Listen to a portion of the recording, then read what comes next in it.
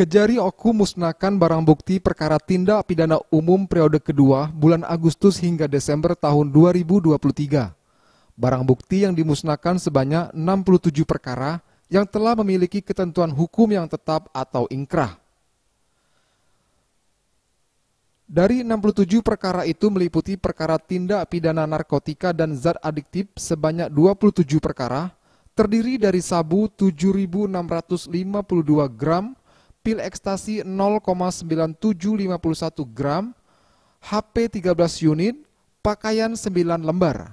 Kemudian, perkara tindak pidana terhadap orang dan harta benda sebanyak 28 perkara, terdiri dari senjata tajam 5 bilah, pakaian 14 lembar, dan barang lainnya 4 buah.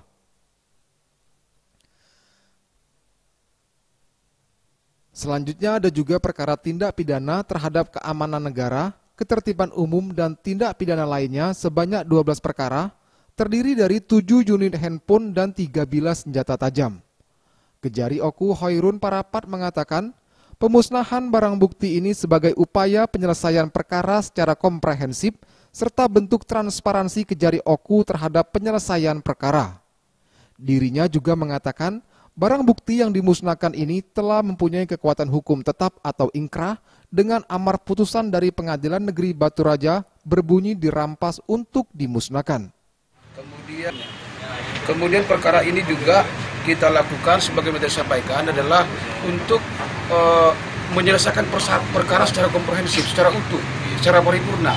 Karena memang hakikatnya jaksa selain bertugas untuk melakukan penuntutan juga bertugas untuk melakukan eksekusi terhadap barang bukti yang telah mempunyai kekuatan hukum tetap. Jadi tadi sama-sama kita musnahkan, alhamdulillah didampingi oleh Pak Sekda.